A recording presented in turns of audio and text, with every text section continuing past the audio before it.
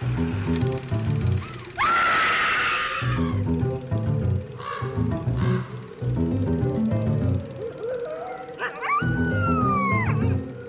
and welcome to Scream Scene, the horror movie podcast where we watch every horror movie ever made in chronological order and then we rank them from best to worst. My name's Sarah. And I'm Ben. Thank you for listening to us today. How are you doing, Ben? I'm okay. Spring is coming. Spring is coming. Increased sunlight is good. Yes. I'm enjoying that. But I will say that the state of the world has me down. Yeah. And a lot of people I care about are struggling, and that makes me sad. So like I'm okay, but a lot of people I care about are less than okay, and that makes me feel bad. So, I'm looking forward to doing the episode with you today, and continuing to do this fun show where we talk about horror movies. Agreed. How are you? I'm doing all right. I haven't really talked about it much on the show. It's come out here and there, but for about a year now, I got the diagnosis of having autism. I had the suspicion for longer than that, but hey, here we go. Late diagnosis. And in the process of going through this, apparently I also have mild ADHD, according to someone who has many doctorates. So that's interesting. And trying to, grapple seems too strong of a word, but, coalesce that revelation into my identity. Welcome to the club. Hey. Yay. The ADHD club. Yeah. You've been in the autism club for a while. Yeah. Didn't get a welcome basket or anything, but that's okay. It would have been just full of fidget toys, I guess. Anyways, so trying out some different medication and stuff and not enjoying the process, but, hopefully the end result is positive. Yeah, for sure. But I know tonight's movie is one that I've been curious about for a while. Can you tell us what we're watching tonight? Well, tonight, Sarah, it's it's special interest time for Ben. But no, tonight we are watching The Phantom of the Opera from 1962, directed by Terence Fisher. This is the Hammer horror take on Phantom. Yeah, Hammer horror, they've done really great with Dracula. I think they've done really great with Frankenstein. Wasn't too enthused by their Mummy adaptation. So I'm curious how they handle this Phantom. One thing that we've seen is kind of a through line with their adaptations, including Jekyll and Hyde and Werewolf, is a willingness to mix things up. Mm-hmm. They aren't like that concerned with staying, true to the original story if they think they can put like a more interesting new spin on it. Yeah. How do you feel about that as someone who has loved the Lon Chaney version for a long, long time? I mean, yeah, when I talk about Phantom of the Opera being a special interest of mine, it is kind of like the Lon Chaney version is central, and then like the farther we get away from that, the less I care. So like the Gaston Leroux novel is something that I care about. The Andrew Lloyd Webber musical is something that I care about because they are similar. The Claude Rains version is its something. It's its own thing. This movie's very much its own thing, and we can, talk about that more as we go. It's been a long time since I last saw this movie. I haven't seen it since, I don't know, 2010, 2011, somewhere in there. Oh, so you have seen this? Oh, yeah, we own it. Well, of course we own it. It's I think we own every single version of Phantom that's ever happened. I've never seen this. No, you've never seen it. I have seen it, but I haven't seen it since we started living together. So the last time I saw it would have been I don't remember when I got the DVD. It was a long time ago. But the last time I saw this was probably when I was in film school. Okay. It'll be interesting to see how your opinion of it has morphed or stayed the same. Yeah. Especially given seeing all the other Hammer horror movies up to this point. Yes. But yeah, as we've already said, this is not our first go around with the story of Phantom of the Opera. That is true. We kind of already mentioned a couple of them, but let's start from the beginning. Mm-hmm. So the very first Phantom of the Opera adaptation is from 1925. More or less. More or less. We covered that version. That's with Lon Chaney Sr. All the way back in episode 14. Currently ranks as number 65 on the list. And then we covered a movie in 1937 called Iban Gesheng, which is a Chinese horror movie called Song at Midnight, which takes its own kind of adaptation of Phantom of the Opera, but you can see that it's pretty inspired given its story beats. We covered that in episode 65B, and it currently ranks at number 266. So that movie is I think it's actually like the first Chinese horror movie, at least that survives. Yeah. And you can see its inspiration from Phantom of the Opera, but it definitely, adapts its own thing. Then we have the 43 Phantom of the Opera with Claude Rains as the Phantom. We covered that in episode 107, and it did not rank because we felt it was not horror. It was more like melodrama. Yeah. It spends a lot of time on a love triangle that the Phantom's not even part of. Yeah. And a lot of time on like, look at these pretty people in pretty costumes sing pretty opera songs. And then like every once in a while, there's something with the Phantom in it. Yeah.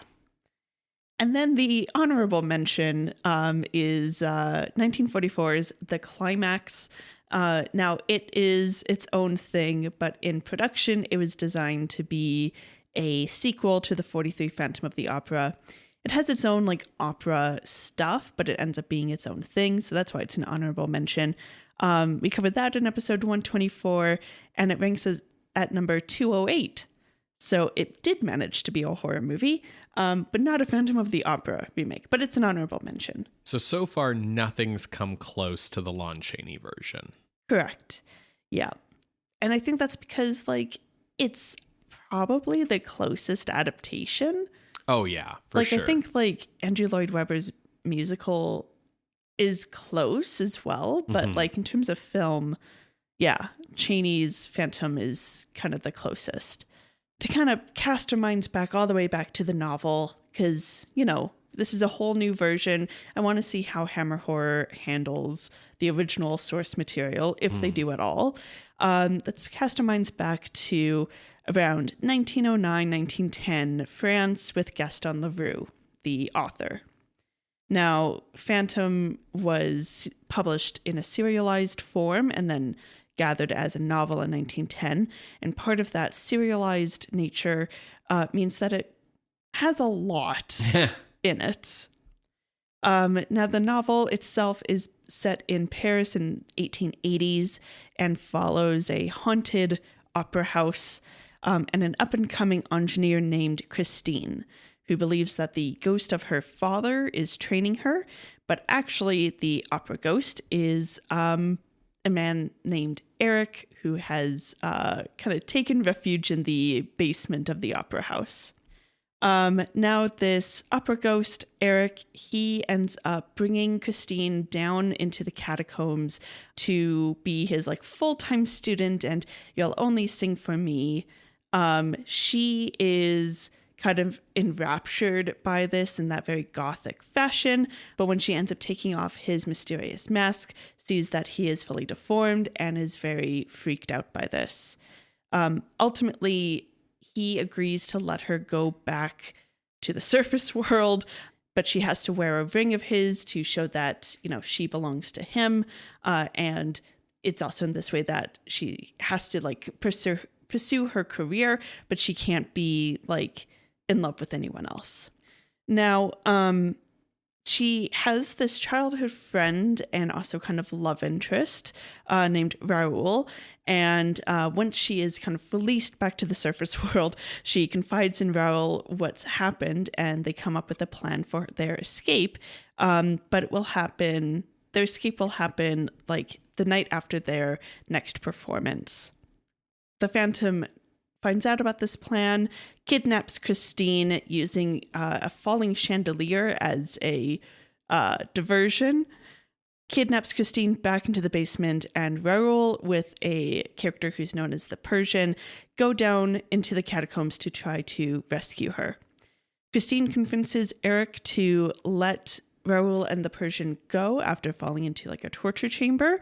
And as thanks for the Phantom letting them go, she kisses Eric. And because of this kiss, he proclaims like, now I will die of love.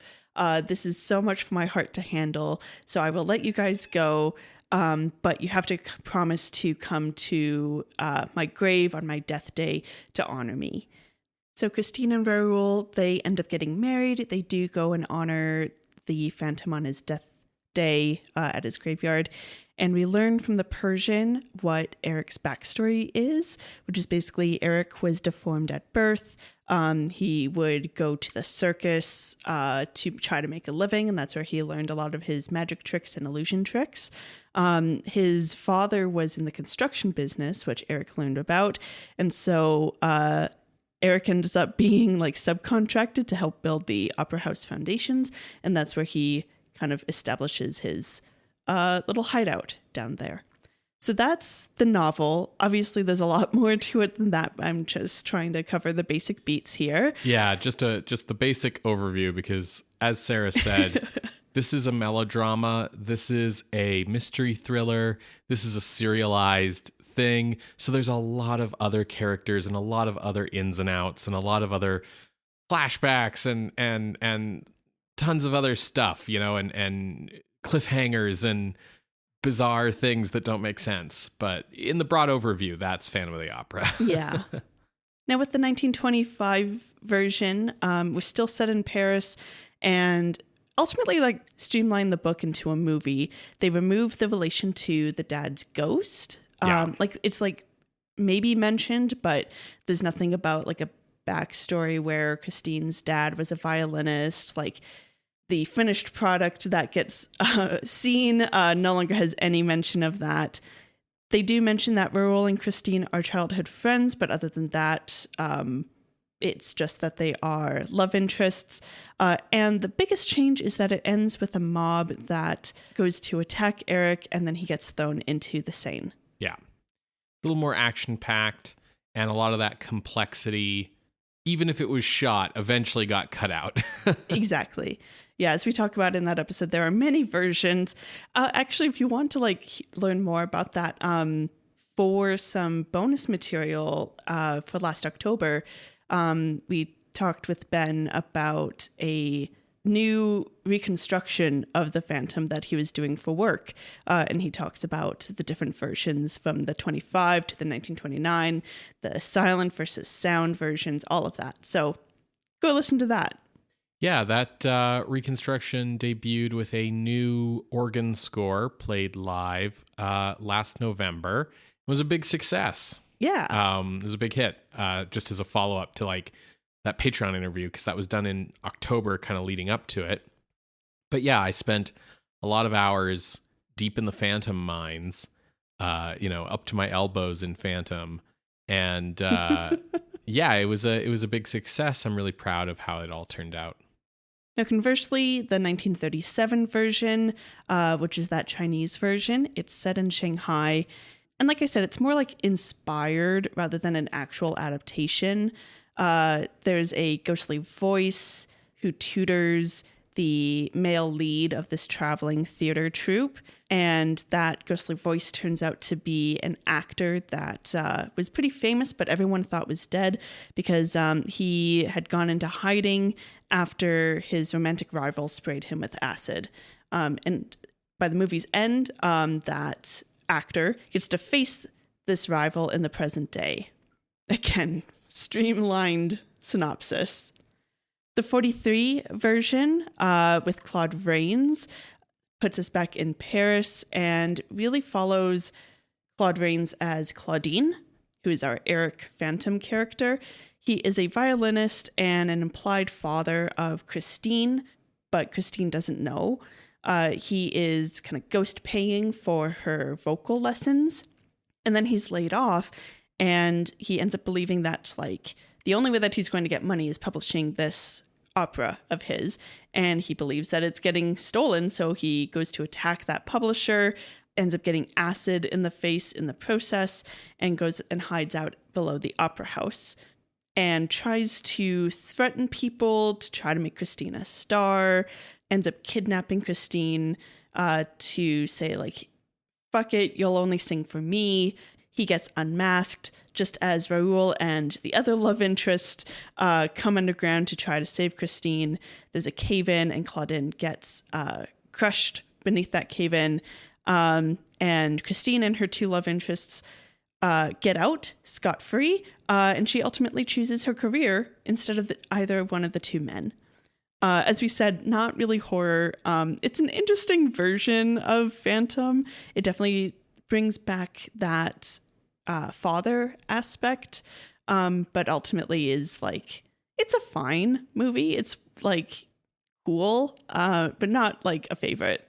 I think its biggest legacy as a Phantom adaptation is that Eric Claudin, this idea that he is a composer whose music has been stolen, and this idea that the source of the disfigurement is not like a birth deformity, but is like the result of some trauma, in this case, the acid to the face. And those two ideas, and this idea that the Phantom's out for revenge, from that version kind of influence a lot of the later versions until you get to the Andrew Lloyd Webber musical, which restored the idea that like he was deformed from birth and that he's not out for revenge so much as he's out for like megalomania. Yeah. You know? So I think that's the big thing, is like that 43 version ends up really influencing subsequent versions. Yeah. And then the 44 honorable mention has a plot of like Karloff wanting an ingenue to sing only for him and is willing to kill to make that happen. But I don't need to go into any more detail of it. That's kind of like, I mean, it adapts a story called The Climax, which has kind of some of those elements as well, and just mixes that in with some like Phantom seeds, but otherwise doesn't really do much with the Phantom story. Yeah, so I think I don't need to go into it. Yeah, I think its biggest connection is just that, like, just like the 43 version, it reuses the sets from the 1925. Reuses Christine. Yes, it's the same actress playing the ingenue. And I think those are the two big connections ultimately. Yeah. Yeah, those 1925 opera sets were so expensive and so intricately and well made that Universal held on to them and basically just reused them every time they wanted to do a Phantom or a movie set in an opera house. Yeah, I mean, they get used in, was it 2009? 2004. 2004, the film adaptation of Andrew Lloyd Webber's Phantom of the Opera with Emmy Rossum and Gerard Butler. Anyways, yeah, so that's kind of the versions of the story we've seen up to this point. So with any like remake or new adaptation of a story, the question I always try to find the answer to is like, why now? That's fair. With Phantom, it's like this weird, like every 20 years we make a version kind of cycle. Like there's at 25 and then 43 and now 62. Exactly. And then there's another film version in the 80s, if you don't count the like Lloyd Webber musical in the 80s as also being kind of the major thing there. And then you just mentioned the Gerard Butler, Emmy Rossum movie that Joel Schumacher directed, which was 2004. So like honestly here in 2026, we're actually overdue for a new adaptation. I remember when I was a young film student, my ambition was to like be the 2020s director to like do the new Phantom adaptation. In a way, you did. You know, sure, for the 100th anniversary, I did the new reconstruction.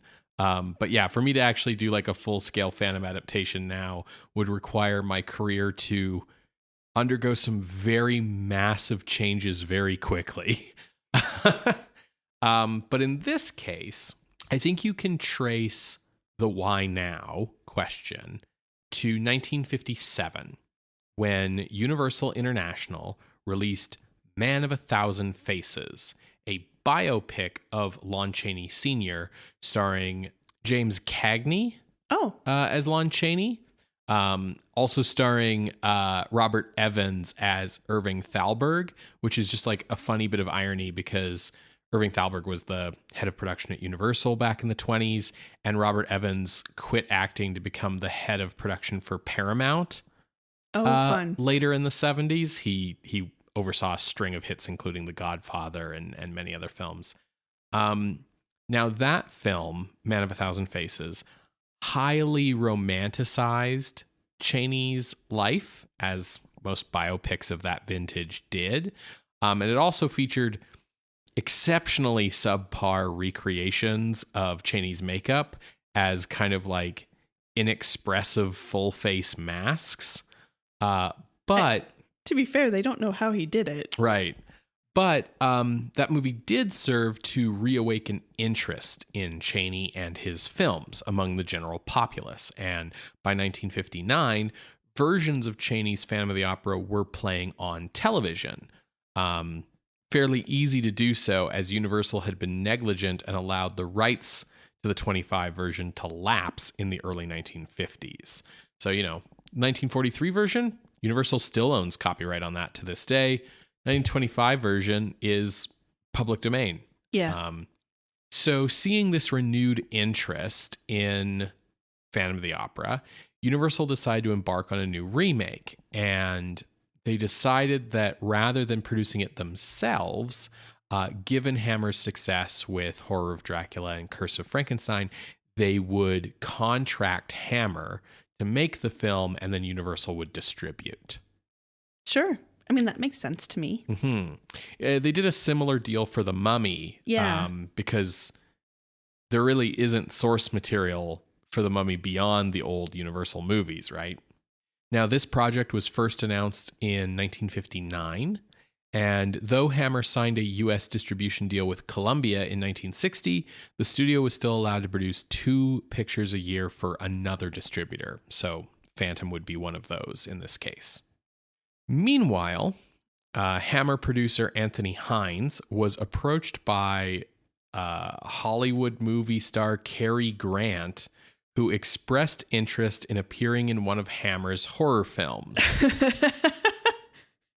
Cary Grant was like, Gregory Peck's doing it, I'm doing it. This actually dates a little earlier. This was kind of in the late 50s when it was still pretty common for Hammer to have like one American star kind of anchoring the movie. I thought Cary Grant was British, though. He was British, and by 1959, he was American.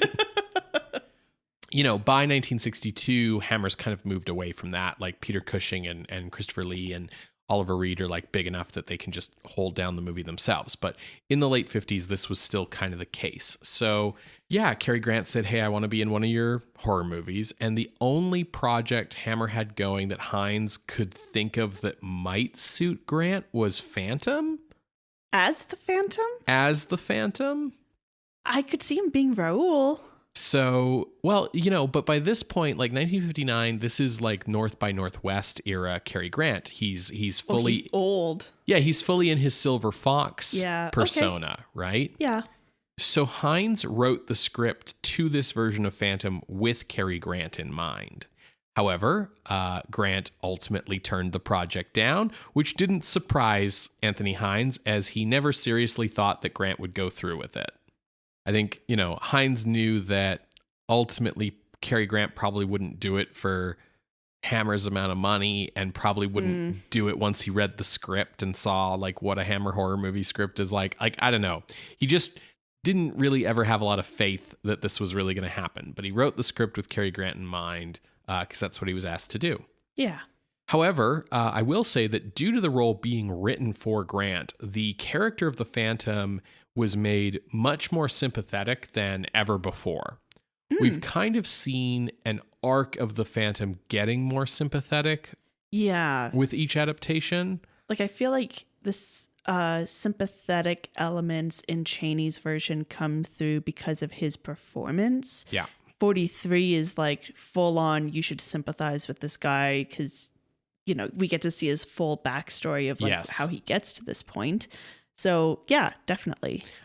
In this version, the Phantom even gains a dwarf minion who goes around doing all the really nasty things instead of the Phantom. It wasn't me, it was my sidekick. Yeah, exactly. So Cary Grant's Do you think that's like the defense for all of the Batman 66 villains? Yes, absolutely. It was the goons, not me. All of those goons are getting thrown under the bus in court. 100%. So Cary Grant's not doing the movie. But instead of Peter Cushing or Christopher Lee, the part of the Phantom was cast rather last minute with character actor Herbert Lom.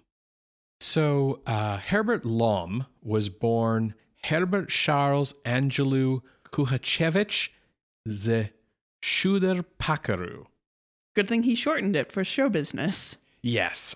He was born in Prague in 1917. He was a Czech Jew descended from an old noble family of Bohemia, which is how you get a name that long. Yeah. He studied philosophy at the German University in Prague, but left school to become an actor. And you are entirely right, Sarah. He adopted the name Lom because it was the shortest he could find in the local telephone book. Okay, I mean, that's one way to choose a name. Yeah. He was like, I'm going to be an actor. No one's going to have time for Herbert Charles Angelou Kuhachevich ze Schuder-Pakaru. So Herbert Lom it was. After the Nazi annexation of Czechoslovakia in 1938, Lom and his parents emigrated to Britain. There, he became a character actor, and he sought out a diverse variety of film roles in order to avoid being typecast as a European heavy. That makes sense. That was kind of like the type of role Eastern Europeans were kind of given. Yeah, exactly. So in the post-war era, he did still get cast as villains a lot, but he tried to avoid being cast as like brutish Nazis and tried for like aristocrats or other kinds of things. He played Napoleon in 1947's The Young Mr. Pitt and played Napoleon again in the 1956 Hollywood version of War and Peace. I always like it when people play the same role in unrelated movies. Yeah. And he also had supporting roles in the 1955 version of The Lady Killers and the 1960 version of Spartacus. He was the original King of Siam in the West End production of The King and I, a role that would later go to Yul Brynner in the Hollywood version.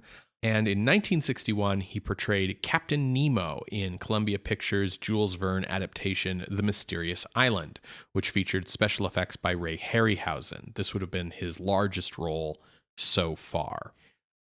Then he was cast as the Phantom. This is like, again, his first like big lead title role. And 2 years after his turn as the Phantom, he would star in his best known role, Police Commissioner Dreyfus, the long-suffering boss of Inspector Clouseau in 1964's A Shot in the Dark, a role which he reprised in 1975's Return of the Pink Panther, 1976's The Pink Panther Strikes Again, 1978's Revenge of the Pink Panther, 1982's Trail of the Pink Panther, 1983's Curse of the Pink Panther, and 1993's Son of the Pink Panther.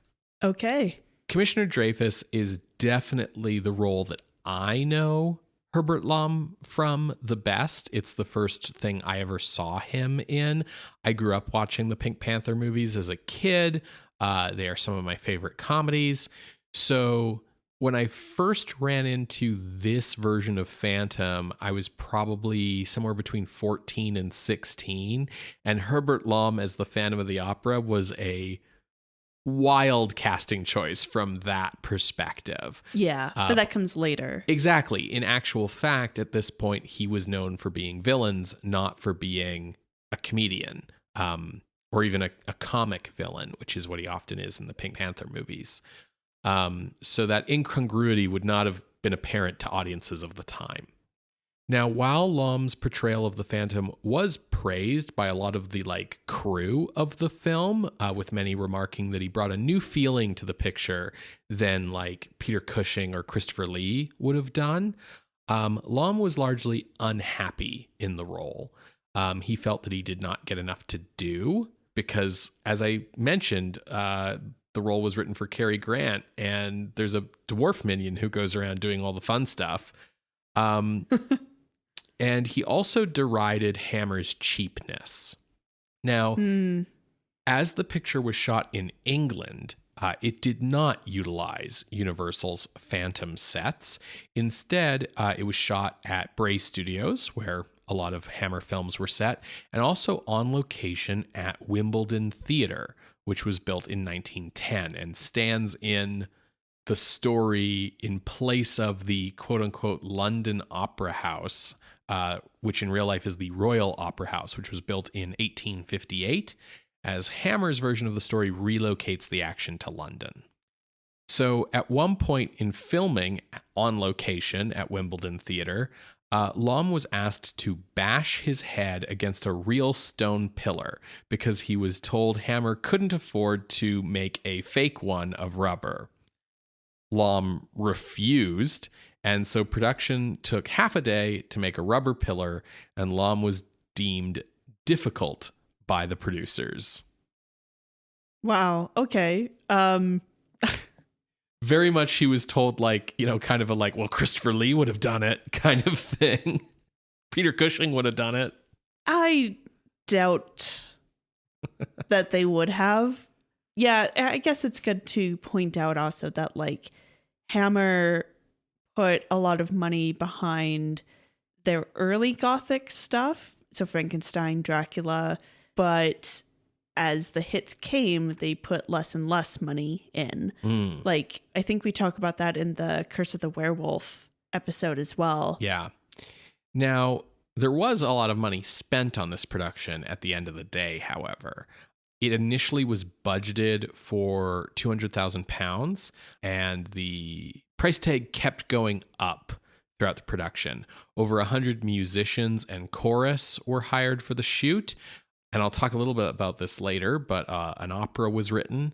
And so eventually the production ultimately cost £400,000, a very high figure for a Hammer film.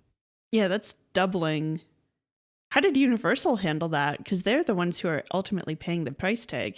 Yes. So, the hope is that it's going to be a big hit, right? Okay. I mean, Universal's always spent a lot of money on Phantom of the Opera. Traditionally speaking. Sometimes to their detriment. Yes. Now, Terence Fisher was brought in to direct, who, of course, is Hammer's go-to #1 horror movie director. And he chose to focus on the tragic elements of the story as well as the love story, because the film's British distributor, the Rank organization, had insisted on Phantom of the Opera getting an A rating rather than an X rating. So will this horror movie be actually horror? Yeah. For our modern sort of American listeners, that's sort of the equivalent of going down from an R to a PG-13. Now, Fisher wanted the picture to have a certain degree of realism. He wanted it to feel like something that could really happen rather than going for a melodramatic sort of stylized take for the film. The movie shot from November of 1961 to January of 1962. So a pretty long. Yeah, pretty long shoot. In the role of Christine Charles, not Christine Daae, was cast Heather Sears, who had been acting since she was 5 years old. She was born in 1935, and she had been signed with Romulus Films when she got out of school, and she was mentored by director Jack Clayton, who did The Innocents. She won acclaim for her roles in The Story of Esther Costello, where she co-starred with Joan Crawford, and Room at the Top, which was directed by Jack Clayton. And in 1960, she appeared in the D.H. Lawrence adaptation Sons and Lovers. Patricia Clark dubbed Sears for the singing portions of the film. The film's romantic lead, its Raoul equivalent, that's not his name anymore, is played by Edward de Souza, a British character actor born in 1932 to an English mother and a Portuguese Indian father. He is probably best known for playing the lead role in the Doctor Who episode Mission to the Unknown in 1965, which is sort of the answer to a trivia question. It's the only episode of Doctor Who not to feature the Doctor in any way. Oh. The film's real villain is a character of an English lord kind of bankrolling the opera, who is played by the ever-reliable Michael Gough, who we will remember from Horror of Dracula and also Horrors of the Black Museum. Mm-hmm. And of course, he is well known to millennials as Alfred in the initial batch of Batman live-action films. He was going through a divorce to his second wife at the time, second of four. He's like, next on the conveyor belt, please. Yeah, a little bit. He definitely had number 3 lined up, we'll say. The rest of the cast consists of, our classic Hammer character actor stalwarts like Thorley Walters, Martin Miller, Marn Maitland, Michael Ripper, Miles Malleson, with 5'0" Ian Wilson playing the dwarf. So I could play the dwarf then. Yeah. Didn't actually get a person with dwarfism for this role, just like a short guy. I mean, is that better or worse? So, okay, this is my hot take. Yeah. I think that casting, and this goes for like the recent Disney Snow White movie as well. I think casting non-dwarves in roles that call for a person with dwarfism is sort of like yellowface or blackface, in the sense that, not that it's like as offensive maybe, but in the sense that you're like denying a role to a person who could take that role and who can't really take other roles, right? Mm-hmm. Like a person with dwarfism is not going to be playing like Michael Jordan in the biopic of that basketball player, but should be playing a character who has dwarfism. So in my opinion, like, okay, 5'0" is, kind of right on the line there, but still. Another familiar face for British audiences in this film is Patrick Troughton, who is not yet the Doctor, but would be the second Doctor on Doctor Who. Is that the one with the scarf? No, that's the fourth Doctor. Oh. But Patrick Troughton here plays the opera house rat catcher. The film was shot by cinematographer Arthur Grant, whose work we have seen before in Shadow of the Cat, Curse of the Werewolf, and The Damned. The film's score is by Edwin Astley, who is best known for his scores for British TV shows such as The Saint and Danger Man. Now, as I mentioned, Astley created a fictitious opera for this movie about Joan of Arc. So all of the opera you're seeing in this movie was like written for this movie. That's neat. Makeup was by Roy Ashton, Hammer's chief makeup artist ever since Hound of the Baskervilles. Much effort and expense went to creating a new mask design for the Phantom, with one elaborate mask after another being created by a professional mask maker, none of which pleased Terence Fisher, until finally Ashton suggested that the Phantom would have merely used some discarded cloth and string and something like found lying around in the opera house to create a rather simple mask. And everyone really liked that idea, so that led to the creation of the film's kind of, I think, most iconic element, which is the rather unique and creepy mask for the Phantom in this version. So This new Hammer horror version of Phantom of the Opera opened 25th June in the UK on a double feature with the spooky adventure movie Captain Clegg, starring Peter Cushing, which I've mentioned a couple times here and there in the last few episodes, which we will not be watching for the show. It is frequently called a horror movie. It is an adventure movie with some spooky set dressing, frankly. And then later, Phantom opened in the United States on August 15th of 1962. In the UK, it grossed £180,000. So even if they had stuck to budget, they wouldn't have made it. But, the hope is then that like the US receipts will bring us up to where we need to be, right?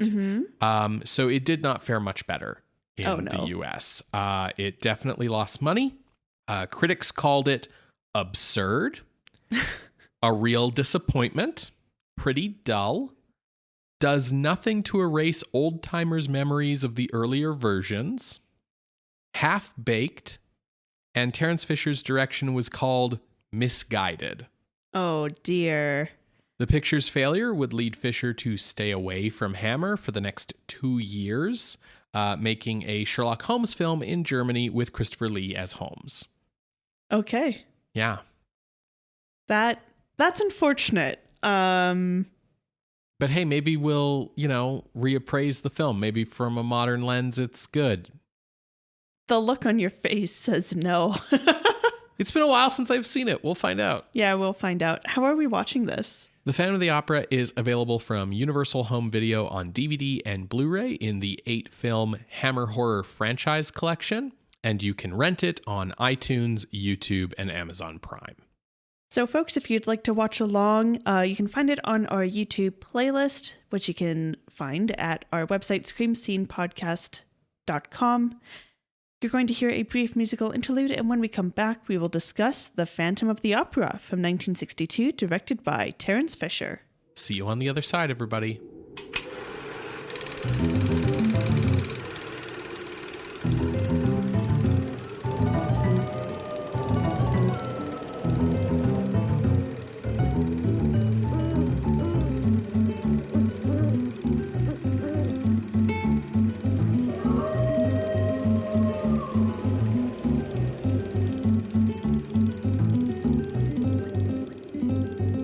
Welcome back, everybody. We just finished watching The Phantom of the Opera from 1962, directed by Terence Fisher.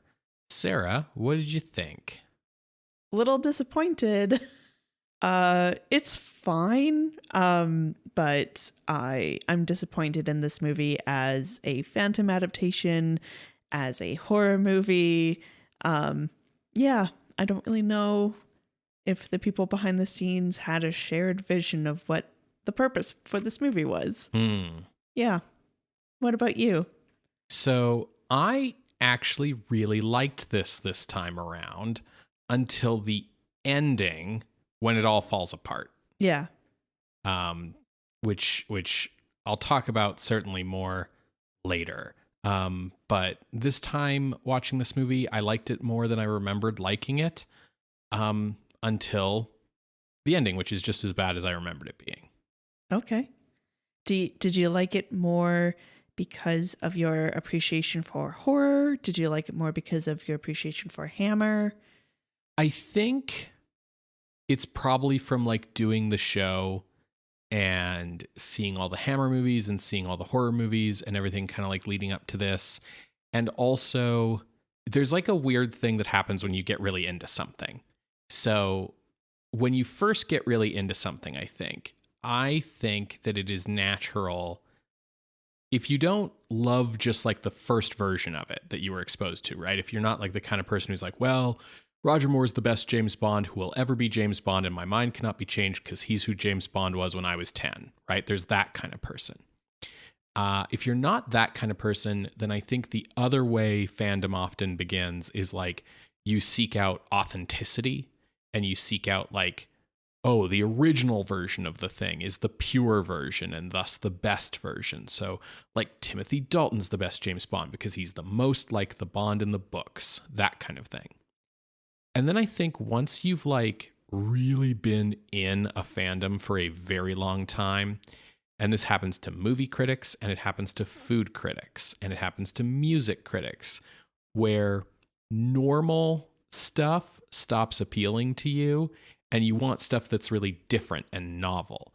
And so a lot of the weaknesses that I used to have with this movie, which is like, it's nothing like the book, blah, blah, blah. Now it's like, oh, they're doing something totally different. How refreshing. Like, it's a very different perspective coming at it, we'll say. Sure. Well, they definitely do their own thing. Mm-hmm. Which has kind of been the Hammer way. Sure. Yep. I mean, I can't argue with that. That has been the Hammer way. I just don't think it's working towards a cohesive vision. Well, let's talk about how the story goes in this version. For sure. When the film begins, it is opening night for a new opera about Joan of Arc at the London Opera House. This is a new and, in fact, the first opera from a Lord Ambrose Darcy. Though the producer, Harry Hunter, is kind of surprised about this opera coming from Darcy, given Darcy's usual poor musical acumen.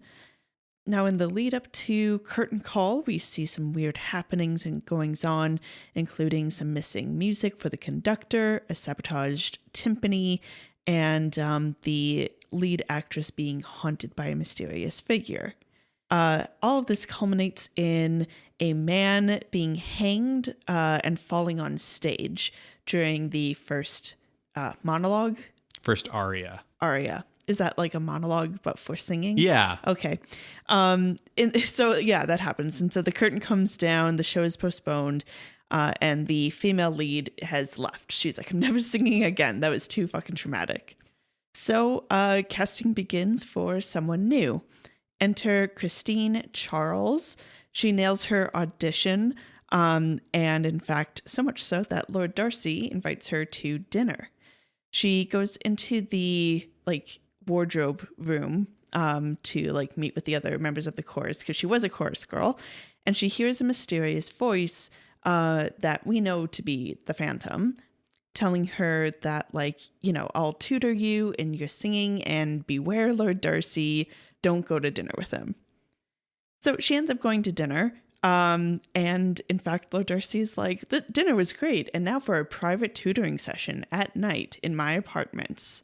She's not super into this, and luckily also in the restaurant, as they are leaving, they pass the producer, Harry, and he kind of rescues her a little bit from having to go do this private tutoring lesson. They end up having dinner together, and he becomes very interested in her recount of that mysterious voice, so they head back to the opera to investigate. And during that time, we see that the rat catcher of the opera house gets stabbed in the face by a mysterious dwarf. Stabbed in the eye. Yeah, that's the face. Yeah. And Christine sees a mysterious figure all in black, who again is offering hey, come with me, I'll give you tutoring lessons. In a much more mysterious way than saying that, what I just said. So Harry takes her home, and she's taken care of. The next day, Harry comes to the opera house and learns that Christine has been dismissed by Darcy because she refused those private lessons. And in fact, he has been sacked as well.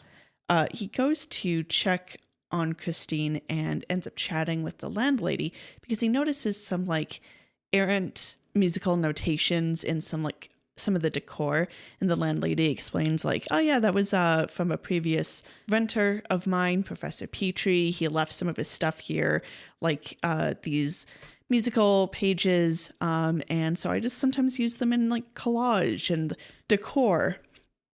Now, it's not clear to the audience, but it certainly is clear to Harry that this music is incredibly similar to the point of matching music in the Joan of Arc opera. So he, along with Christine, go to investigate what happened to Professor Petrie. The landlady says that, he died in a fire at a printing press. They go to the printing press. They say, no one died, but someone was horribly disfigured by our acid here, and he ran off. Talk to the police about it. we talk to the police. They say, yeah, he ran off and jumped into the Thames, the cleanest water in all of London, to jump in with a bunch of acid in your face. And they just assume that Professor Petrie is dead. Meanwhile, back at the opera house, Darcy is growing frustrated with the opera staff, and he ends up firing the conductor and the whole orchestra. Ultimately, the theater manager stands up to him and hires Harry back, who then plans to bring Christine back and have her be the star of the Joan opera. But that night, that mysterious dwarf that we've been seeing, he goes and kidnaps Christine and brings her to the Phantom in the basement of the opera house. Yeah, in the cave that's fed by the Thames under the opera. You know the one. Yeah, very normal. Yeah. Very normal. And the Phantom instructs her to sing through the night. He's like, I'm going to tutor you whether you like it or not. And when she starts to kind of feel faint, he splashes her with water from the Thames. He slaps her. He's very brutal in his tutoring techniques. Mm-hmm. The Pai Mei of opera tutoring. I don't get that joke. Pai Mei from Kill Bill, the Chinese kung fu master who teaches the bride. Yeah. Yeah. I feel like that counts as a deep cut reference. So Harry goes to say, hey, guess what? You're starring as Joan and she's missing. So he tries to find Christine, and he also continues looking into this Professor Petrie mystery. And as he is kind of down by the Thames shore line, the edge of the bank of the river. The bank of the river, he starts to hear Christine singing through the sewer. So he goes into the Thames, goes and gets into the sewer and is investigating. The dwarf comes to confront him. They fight, and ultimately he disarms the dwarf and kind of brings him to the Phantom, because Harry is not one for killing. And so he confronts the Phantom and calls him out by name as Professor Petrie. Now, Petrie, here we get to learn his backstory, namely that he was kind of penniless. So he sold all of his works to Darcy for just £50 because Darcy said that he was going to get them published. In fact, he was going to get them published under his name. And when Petrie found this out, he tried to break into the publishing house. He lights the printed score and opera on fire. The fire gets out of hand. He tries to use some what he thinks is water to douse the flames, and in fact it is acid, and it explodes in his face and then runs into the Thames because it's burning his face. He gets swept into the sewer underneath the opera house, and the dwarf, who happens to just be there, he comes with the decor. He takes care of Petrie and kind of nurses him back to health. But not full health. His skin is kind of graying, as if he's been intaking silver as a medicinal remedy. Well, and I'm sure that all of those burn wounds in the river water was not great for him either. Oh yeah, no, it looks super clean, this water. They do a good job of making it look really gross. So we learn the backstory, and he's to Harry, Petrie says, please, all I've wanted is for my opera to be heard. Please give me a month, even just 2 weeks, to tutor Christine. And Christine looks at him, and a smile goes across her face. Cut to opening night. I guess he got the month or 2 weeks to tutor her because it's now opening night for the Joan of Arc opera. Darcy... And he even got an invitation. He got an invitation. He's in box 5 watching, but not before the Phantom goes to confront Darcy to basically be like, hey, dude, you stole my shit. And in fact, we don't really get much of a good confrontation because Darcy's like, who the fuck are you? Why are you wearing a mask? And Petrie takes off his mask. Darcy sees the face. We don't get to see the face. And he runs off. That's the confrontation. But we do see that Petrie gets to listen to the full opera because we get to listen to the full opera. Not quite. Sarah's slightly exaggerating. Operas are days long. Only in Japan. We are in London, though. Okay, so the dwarf, he's also getting to listen to the opera, but he's out in the catwalk, and someone who's just working the show goes like, "Hey, you're not supposed to be up here," and is chasing him around. So the dwarf ends up jumping onto a rope that is connected to a chandelier that is hovering over the stage. And a lot of people have to react to the fact that the chandelier is going to fall onto Christine as she's doing her final bows. In fact, Petrie sees this, pulls off his mask and goes, "No!" Jumps onto stage, pushes Christine out of the way just as the chandelier falls and impales him. Don't know why he needed to take off his mask to do that, to access his full power. But yeah, that's the end. Yep. That is literally the end. Like the chandelier falls on him, he dies, and then credits roll like over a shot of his mask sitting on the ground, which is like nice and artistic or whatever. But yeah, that's the ending. Yeah. If you wanted to like, half remember what happens in Phantom of the Opera, you'd go like, well, there's a guy, he wears a mask, he's down in the sewer, and there's something about a chandelier and a lady wanting to sing. Yeah. And sure, this movie has all those things. Yeah, they hit the like big bullet points, even though a few of the bullet points feel like they're being done out of obligation rather than making sense in the context of this new telling.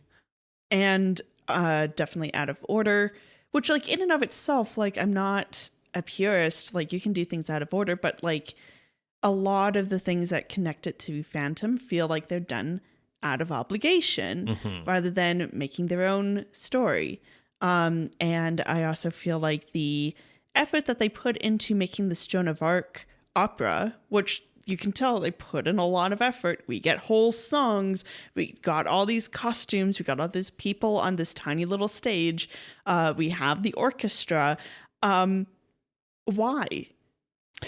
So, like, what is the purpose behind here? If you wanted, you could like try to make a thematic thing of like Joan being like, "I hear voices," and Christine being like, "I heard a voice once too." But That's they don't make the connection explicit though.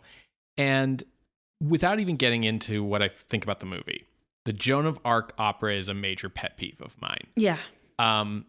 For largely one reason, but I'll get to it.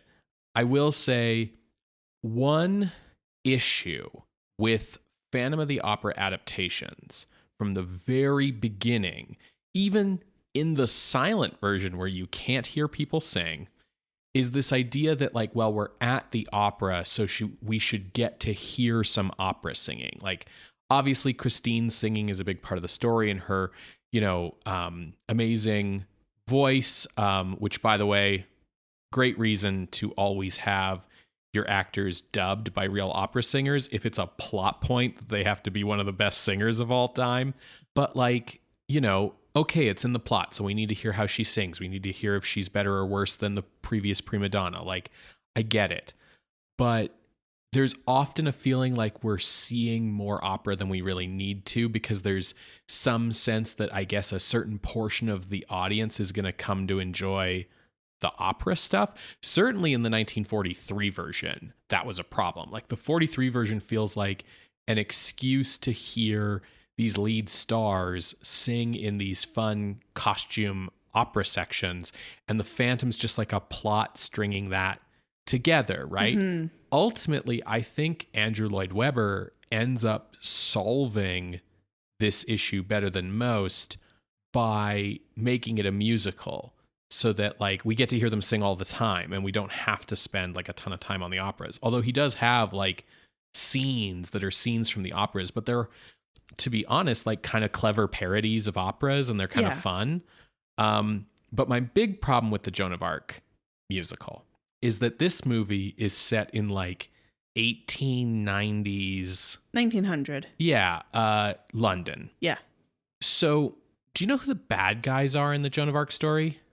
The church. More generally, the English.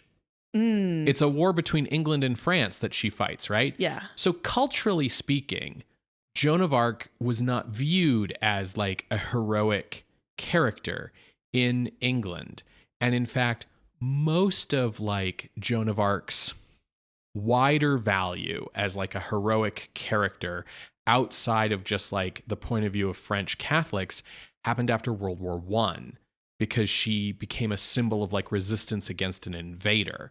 And so you get the silent Passion of Joan of Arc movie in the 20s, and then you get the Ingmar Bergman Joan of Arc movie in the 40s. And so by the 60s, yeah, everyone's on board with like Joan as this great heroic female martyr figure. But like that wouldn't have been the case in 1900 in England. And especially what's wrong is, Sarah, what's the title of Ambrose Darcy's Joan of Arc opera? Do you remember from the posters? No. Saint Joan. Yeah. They didn't canonize Joan until after World War I. She became a saint in 1920. So it's a case of when are we? Yeah, it's the entire idea that like an English music professor is going to write an opera about Joan of Arc in the Victorian period doesn't make any fucking sense. And it bothers me. It's a nitpick. It's not actually like a problem with this movie as a movie, but just for me as like a guy who knows too much about things, it's a nitpick that bothers me. Okay. Can I get back to the movie? Yeah, absolutely. Okay, cool. Because we've now talked about the Joan play, which like takes up a lot of runtime, but has nothing to do with this movie. Writ large, my problem with this movie is, why is it happening? Like, why? Like, you gave us a why now for why we're making this movie. Okay, but like, why did we make the choice of having an actual opera? Why did we make the choice of like, why did we choose to make a Phantom adaptation when clearly people were more interested in other ideas? Why does Darcy not actually get any kind of comeuppance? He just kind of runs off. Like, there's nothing to it.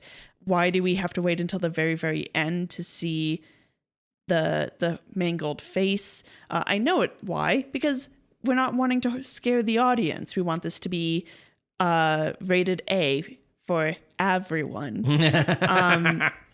Harry is like the only person who's doing anything plot wise, and even then, like, the audience isn't brought into his line of thinking until like halfway through. So you're kind of like I know why he's like asking about Professor Petrie and stuff, because like I read the script ahead of time. Sure. Like, but if you're just going in, you're like, well, why are we spending so much time asking about this Professor Petrie, who is a whole new character besides the fact that he's the Phantom?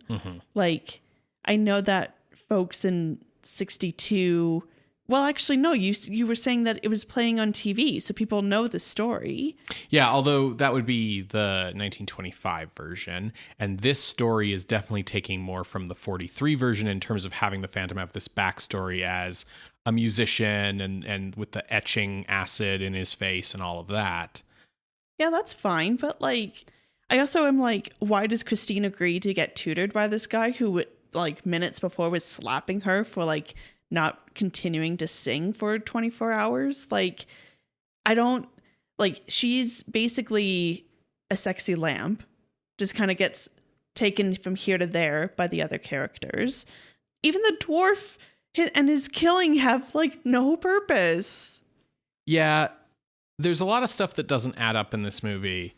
And I think for me, it all comes to a head in the ending of the movie. Yeah. But I wanted to talk about some other stuff, namely like what I do like about this movie before we really like rip it a new one. It seems like you didn't like much. I didn't like much. I think the makeup was cool when we did get to see it. And like the mask was cool. The dwarf himself, he has like some scars and stuff on his face that feel very like natural looking. They don't look like movie makeup kind of things. The music is fine. It's kind of inoffensive, both for what's on screen for like the opera and for the movie itself. I think Michael Gough is having a lot of fun. So his scenes feel like they have a bit more energy. And I do like what Herbert Lom was doing as the Phantom, because in his scenes, he has kind of like these moments of like not quite being sure where he is or when he is. Yeah, he's like believably mentally damaged. Yeah.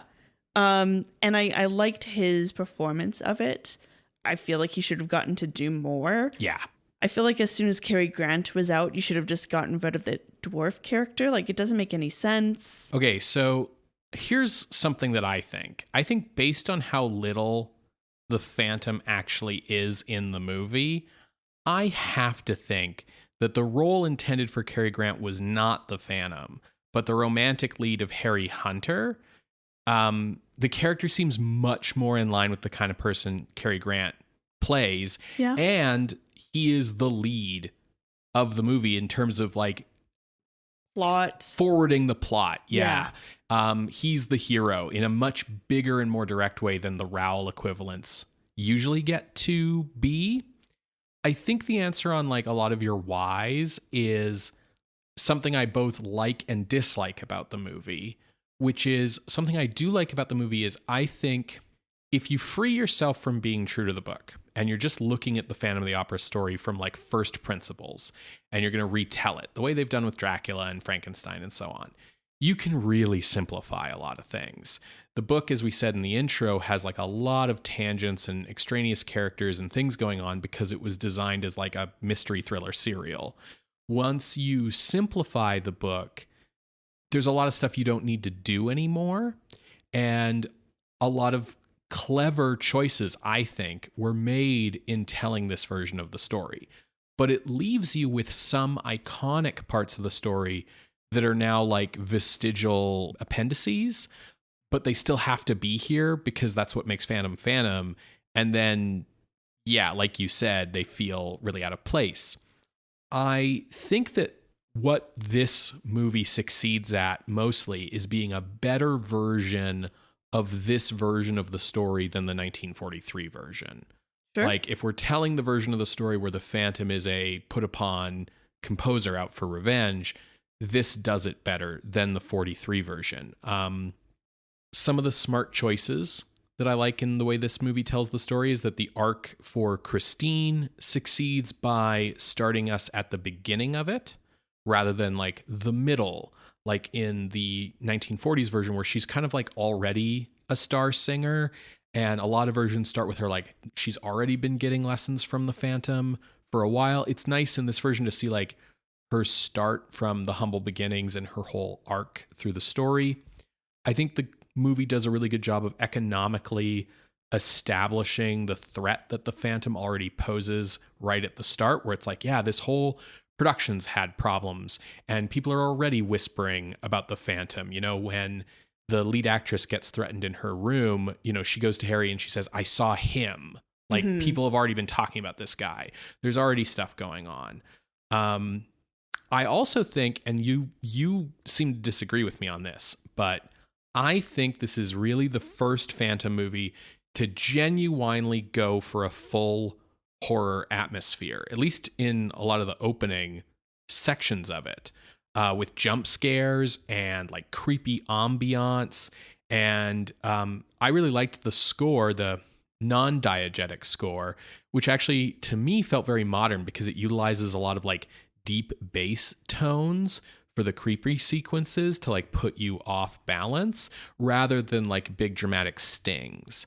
And so the thing is, like, even the 1925 version that we have on the list isn't quite a full-on horror movie because that didn't exist in America at the time. It's a genre blend, right? And then of course the 43 version like minimized horror in a bid for respectability. Obviously this is rated A instead of X, but it's still A as opposed to like the general audience rating. And it's got some like good little horror moments, both in how creepy and mysterious they let the Phantom be, but also things like the dwarf stabbing the rat catcher in the eye and like plucking the eye out, and some other bits of blood and gore throughout. I do think that there are some other adaptations things happening here that are smart, but are a consequence of choices like deciding to make the Phantom fully sympathetic. Like now you need a new villain for the story. I agree with you that Michael Gough is great as Lord Ambrose, who's really just the worst entitled bastard. Like every scene of this guy, he is fully nothing but the worst person. And I think by making Christine's love interest the producer of the opera, that lets you like condense several characters into one character. And Harry Hunter feels like he has a natural reason to know and love Christine, to be at the opera all the time, and to investigate the Phantom, right? We don't need like Raoul and the managers and the Persian and whatever, right? And we're not having to be like, yeah, Raoul is this completely unrelated character, but he's here because he knew Christine when they were kids. Like, you know what I mean? Like, yeah. Everything's more self-contained.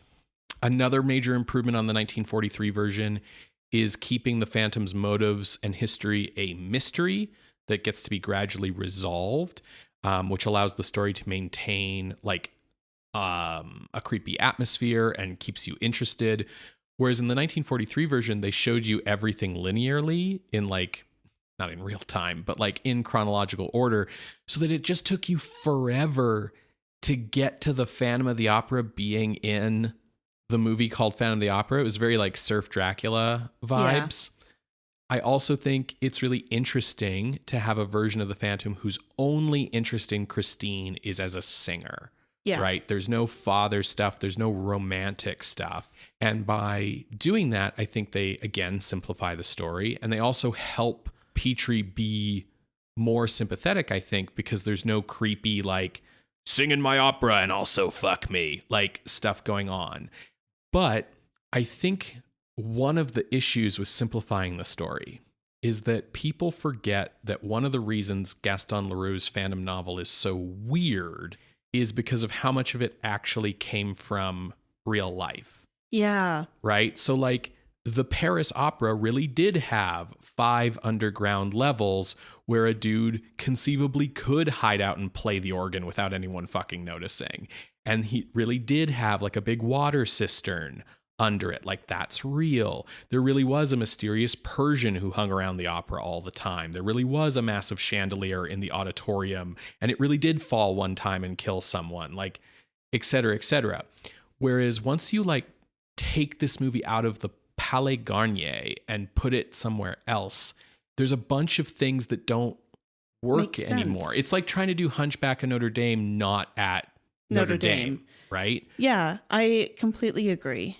So I'm totally with you on a lot of these questions. Like, why is this opera house built atop a cave that the Thames feeds into the sewers under for some reason? How did Professor Petrie make all the secret entrances from his cave to the opera house with nobody noticing? You know, in the Leroux original, not only is the Phantom involved in the opera's construction, but the real Palais Garnier has tons of secret passages for real all through it. And a lot of them make sense. Like, oh, a secret passage that goes from someone's dressing room to somewhere else so that you can like quickly get to the stage and back. That makes sense. Why is there a secret passageway behind the boiler? Yeah, like exactly. Professor Petrie must have made all this stuff. How did he make it with no one paying attention? Why is the rat catcher so brutally killed? Yeah, like that's what I mean with like the dwarf's own murders not having anything. Like at one point, so the dwarf is apparently mute, and Petrie has a line that says, you know, sometimes he can be hard to control. Yeah. So it's like, so he's just psychotic like that. So he just kills when he wants to. But it's like, clearly the guy who gets hanged at the start is meant to be like a fuck you for putting on this opera. Like, you know, it's meant to be like a warning for show. In the novel, like Joseph Bouquet gets hanged because he knows too much about the Phantom and has been running his mouth. The guy at the start of this who gets hanged, yeah, okay. He's just a dude. He's just a dude, but it's there to send a message. The rat catcher gets stabbed in the eye for no reason. He's also like a weirdly prominent character. Now, there is an opera rat catcher in Leroux's novel, and he's in the 1920s version, although he doesn't make any sense there because of a bad title card. But like, yeah, it's like, why is this here? Why does this opera have a chandelier which is lit with wax candles, kept lit during a show that hangs over the stage out of sight of the audience? Like it's higher than the whatever line they would see it at. So it's like, okay, this chandelier is not part of this opera. If it's here because maybe there's some other opera they regularly perform that has a chandelier in the set dressing, why do you keep it lit? The candles on it aren't going to light anything on the stage. It's not for stage lighting, especially because they got electric lights in the rest of it. Keeping it lit is going to be a fire hazard for all the ropes that it's hanging out around, not to mention like hot wax dripping down onto your actors. It's not here for show. It's not here for any reason other than that there's a chandelier that falls in Phantom of the Opera, which makes sense because one of the most distinctive features of the Palais Garnier is its chandelier in the auditorium, even though real life actual people said, why the fuck is there a chandelier in this auditorium?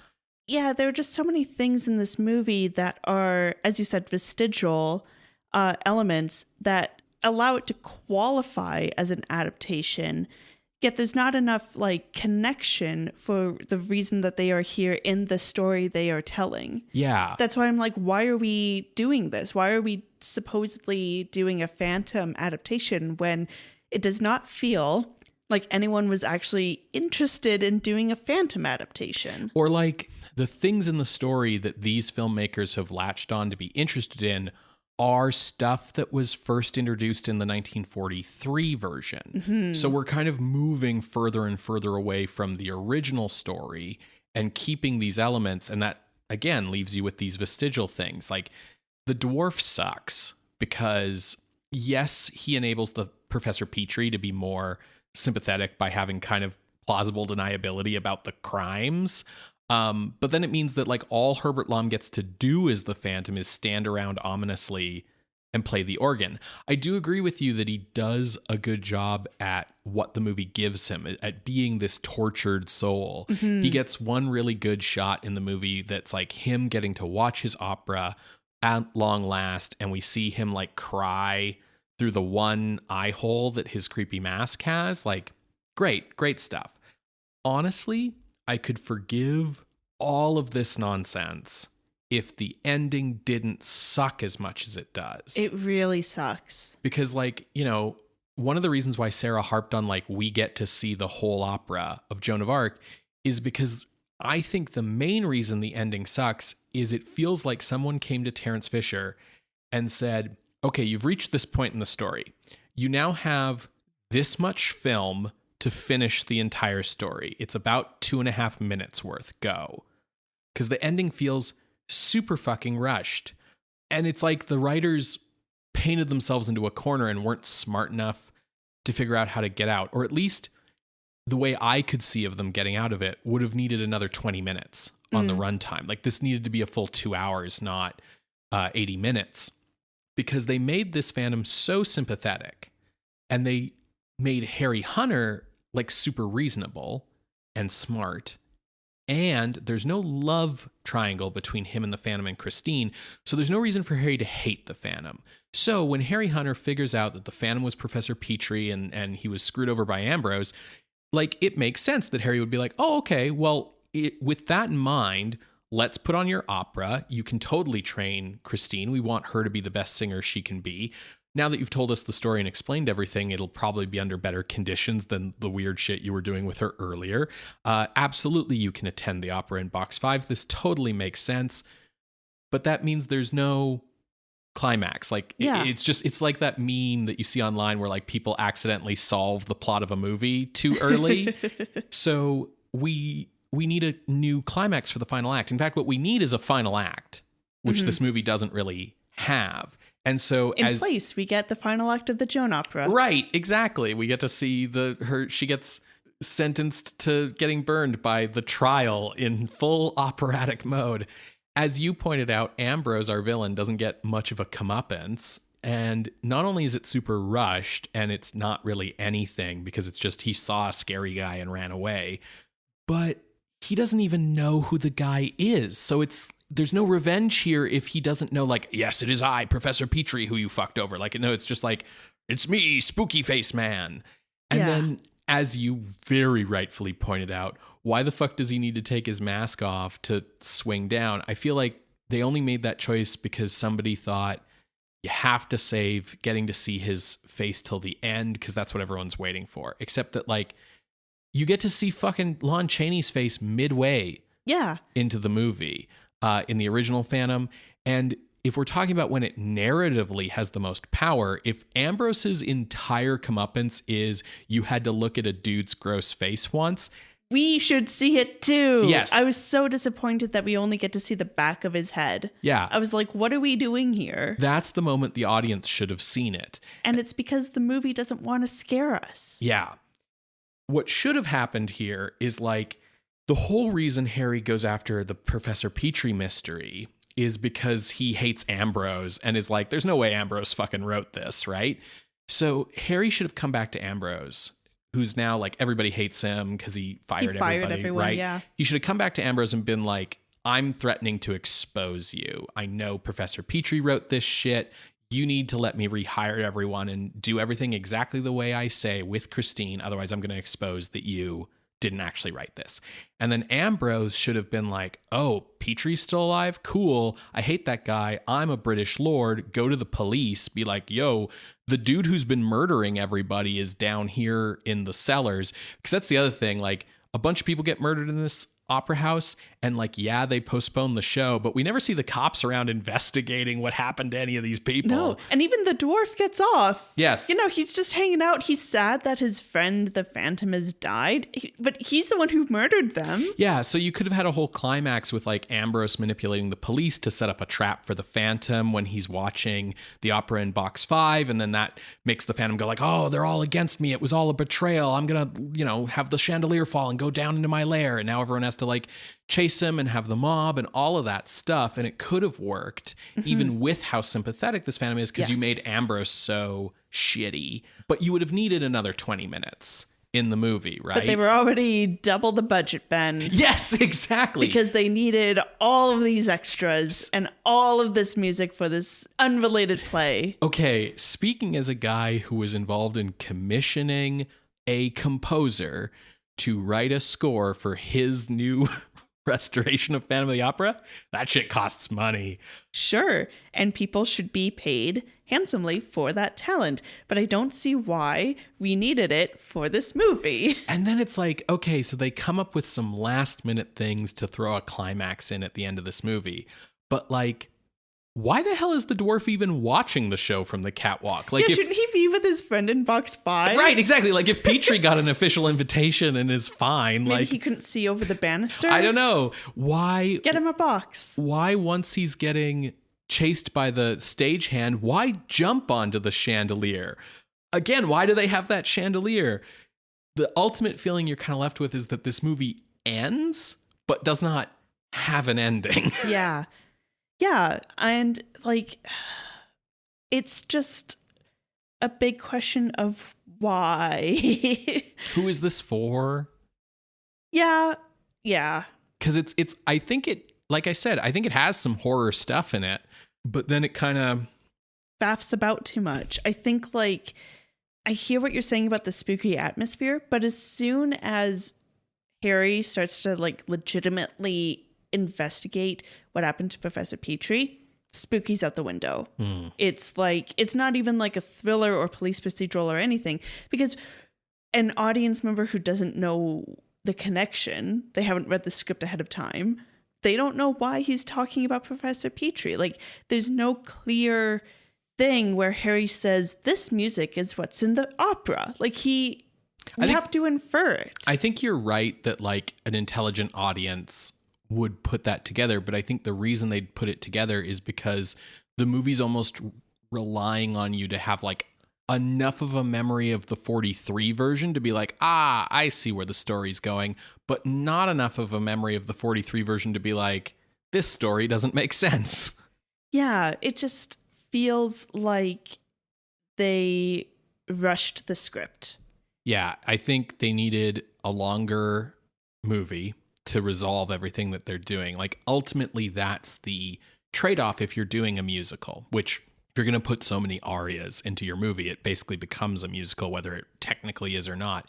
But a backstage musical, I think that's called. Yeah, the trade-off with musicals is that songs take a long time, so to get a plot in, the movie has to either be longer or have a very simple plot, right? And obviously they did simplify the plot somewhat, but I think they needed 20 more minutes on this thing. Yeah. Do you have anything else to say? Just that, like, Professor Petrie's a really dumb sounding name to give the Phantom of the Opera. Yeah. It sucks. It's like first thought, not necessarily best thought. No. But the mask is creepy. I think it's a creepy look. Yeah, I think they did a good job on the mask. I think they did a good job on the makeup. Mm-hmm. That you see for like 2 frames. Yeah. Do you want to move on to ranking? Yes.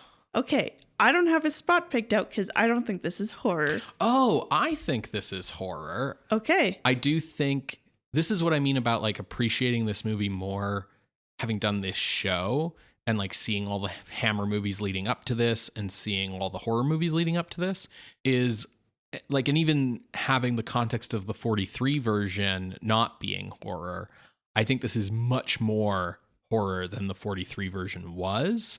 And I think that the movie does enough early on to establish that this is like trying to be a horror movie. I think the ending lets it down from that. And if it had a better ending, it could have been more of a horror movie. But I think it's enough to rank, especially with the comparison to like what the 43 version is like. I hear you about the comparison to the 43, and I do agree. But I felt like they didn't do... Okay, so the spooky stuff in the start really ends as soon as we start to do love interest things and Professor Petrie investigation. And then that's the majority of we'll say the middle half of the movie until the end when it kind of just has to wrap things up very quickly.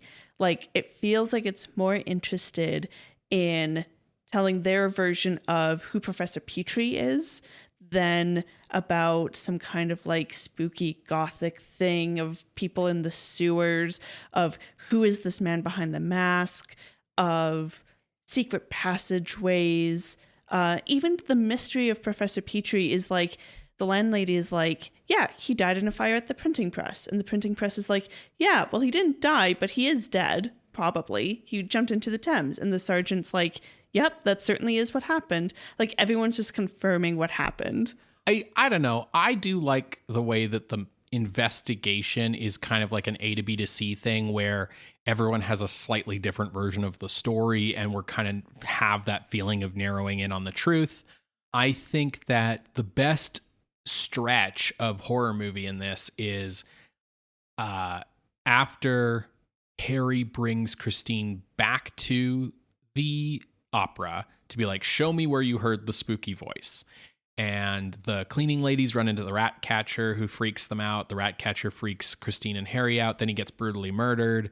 Then they go to the dressing room and like Harry actually gets to like talk to the Phantom of the Opera at that point, which is like kind of fun and unique for Raoul to be like, who are you? And the Phantom to be like, none of your business.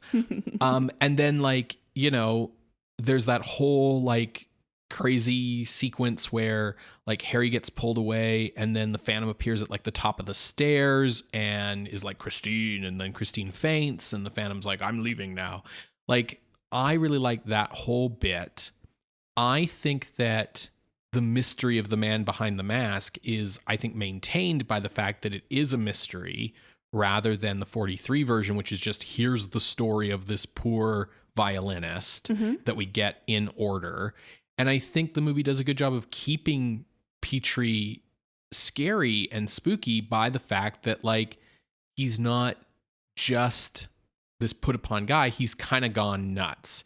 And by making him like, it's like, is he going to hurt Christine? What's going on? You know, here, how much in danger is she? Like, I think there's still some threat and menace. I think the dwarf going after Harry in the like sewer pipes is like creepy and weird. Like, I think there's enough still here because I don't know what else.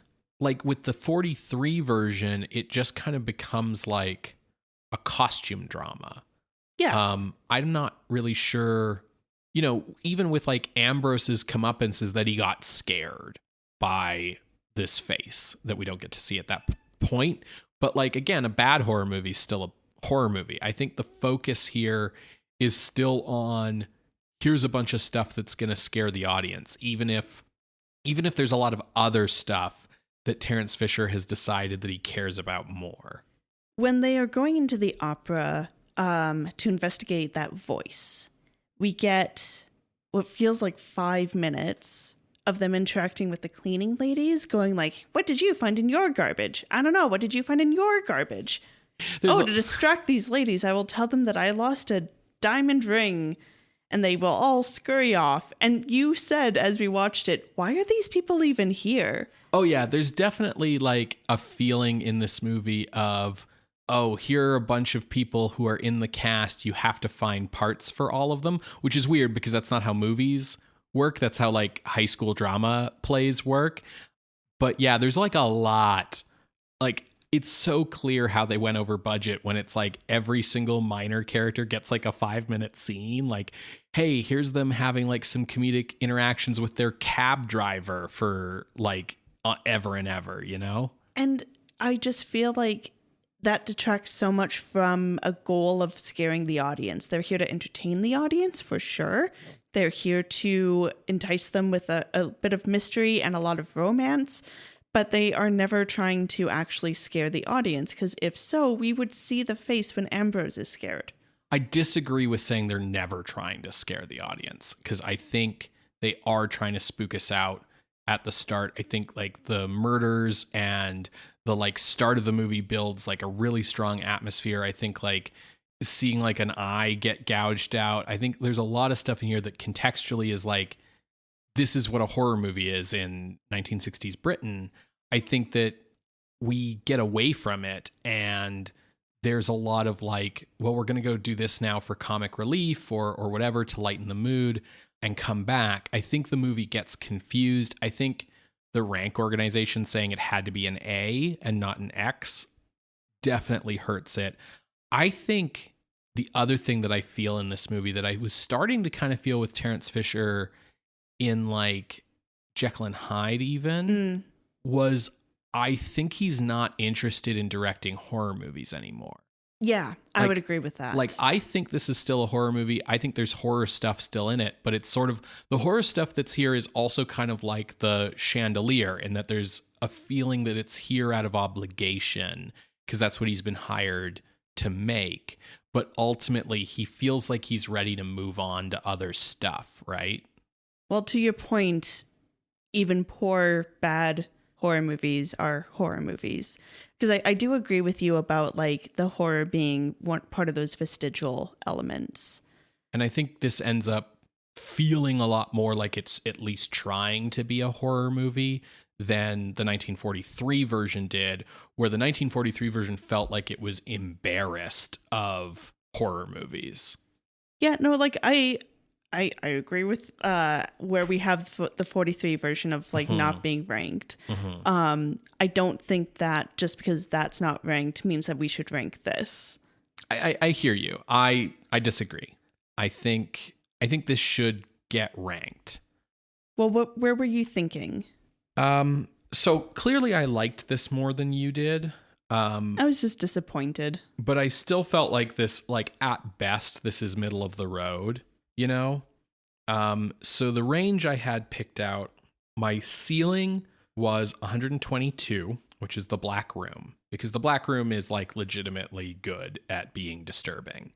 The problem a lot of times with the middle of the list is you get things like, these movies aren't scary. These movies are kind of bad. These movies are goofy and poorly produced, but they are definitely horror movies, versus something like this, where it's like, this is much better produced. The violence and stuff is really well done. The production value is very good, but it's maybe not as much horror as we would like, right? But that was my ceiling. My floor was down at number 141, Beast from Haunted Cave, which is the movie about the bank robbers who go into the cave, and there's like a weird like spider monster in the cave that like wraps people in webbing. I had a really hard time remembering it until I looked it up. Because I think that like, if we're talking about how effectively is this horror, then I think stuff like It Came from Outer Space or The Amazing Mr. X, or even Fisher's own Two Faces of Dr. Jekyll at 137 are better at being horror. But if we're talking about things like production value and how much I like the lighting and the violence and, you know, how well they pull off what they're pulling off here on a technical level, then like you could put it higher than some of these movies. So that's kind of the range I ended up with. But I understand that if I'm going to get this movie onto the list, I'm probably going to need to come down further, frankly. Well, what I will say is that the movies that I listed at the beginning, honorable mention, The Climax is at number 208, and then Sung at Midnight is at 266. I don't think 266 is where we should be, but I do feel like this movie has a similar kind of feeling to The Climax. It's weird how this movie feels like it's more expensive than a typical Hammer production, especially with all the extras and speaking parts. Well, it's because it is. They went over budget. Right. But it still feels cheap compared to like a Phantom of the Opera movie. Yeah. Just in terms of like how rink-a-dink this fucking theater that there is in. It's like, this is the London Opera House. And it's like, dude, this is where you see like summer stock. Like, this is not a prestige theater. So like it's in that a weird uncanny valley for that, where it's like it feels cheap for a Phantom movie, and so the Climax kind of has that vibe too, where it's using all the Phantom of the Opera sets, so it gets to benefit from that production value, but it feels like a B movie. If we are looking around there, we have Invisible Man's Revenge, The Climax, El Qasir Al Maloon, Voodoo Man. I feel like this should go above Voodoo Man at the very least. Yeah, I think we're better than One Take Bodine. Yeah, because also below Voodoo Man is like The Return of Dr. X. I think we're definitely above that. But I mean, Invisible Man's Revenge, that has that crook on the run. Yes. I feel like that has more tension going on. It has the special effects of like being invisible. We even have the 56 Yatsuya Kaiden down here. My argument would be that we should at least go higher than The Lady and the Monster, which was the first time we saw Disembodied Brain, and it had Erich von Stroheim as the mad scientist. That's not a very good movie. But what is a very good movie, despite, you know, not being much of a horror movie, is Curse of the Cat People, which is at 204. I would argue this is more of a horror movie than Curse of the Cat People is. So, you know, ultimately, I think maybe this is around the right range. I'll also point out that Invisible Man Returns at 203 is the Vincent Price one. And I think it's a lot better than Invisible Man's Revenge, which of course is why it's higher than it, which has Gail Sondergaard. So I think somewhere in here is around getting closer to like the right spot. Yeah, honestly, my eyes are consistently being drawn to the 56 Yatsuya Kaiden because that had like, it kind of lost the thread of like, why is this a horror movie? Yes, I would agree. In a similar way that this movie does.